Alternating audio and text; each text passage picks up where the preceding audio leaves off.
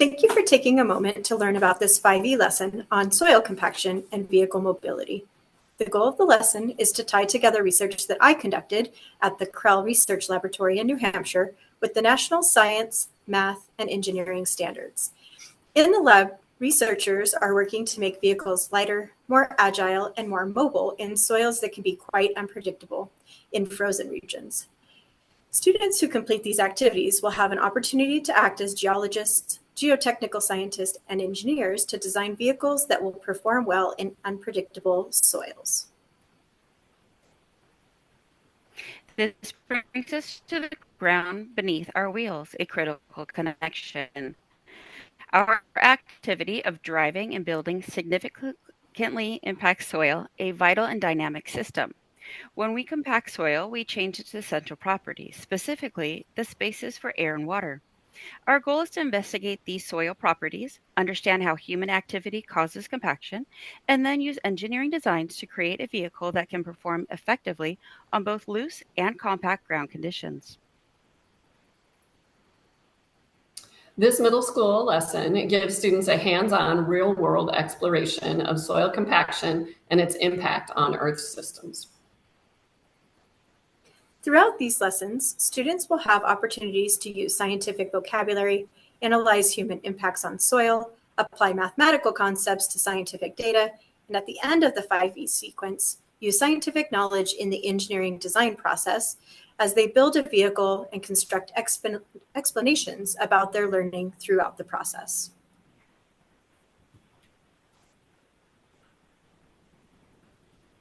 Our 5E lesson progresses over 5 days, guiding students through a comprehensive learning journey. We'll engage on day 1 with a hands-on soil coring activity. On day 2, we'll explore by quantifying various soil properties. By day 3, we will explain the mechanics behind soil compaction. Day 4, students will elaborate on human impact and engineering solutions, culminating on day 5, where students will evaluate their understanding through an exciting terrain traverser engineering design challenge.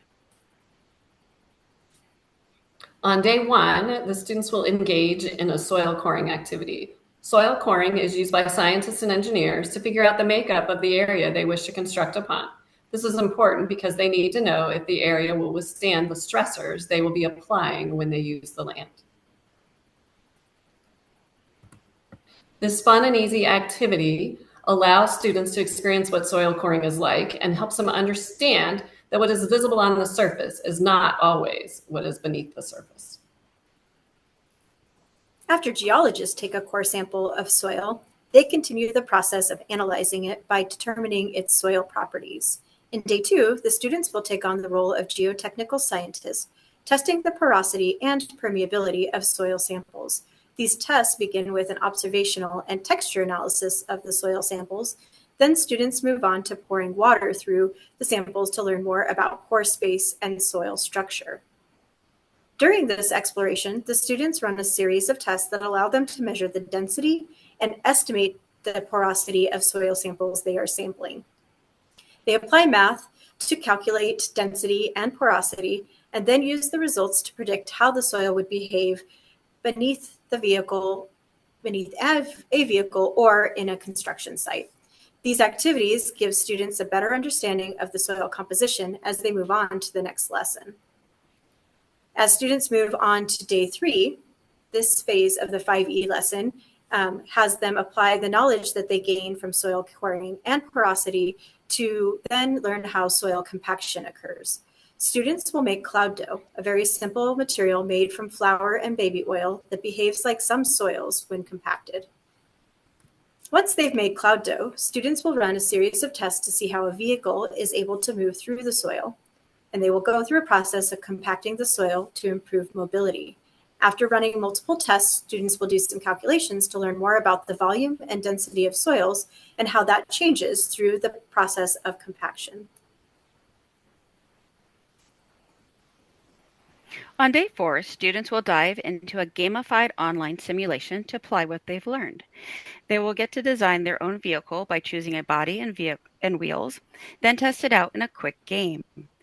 After seeing their creation in action, students will sketch their vehicle and answer questions about its performance in the game.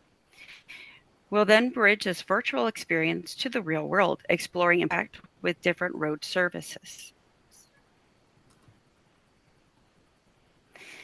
Next, the science meets the math. Students will then compare two different vehicle masses and wheel-ground contact area, then answer questions that examine the mathematical relationships.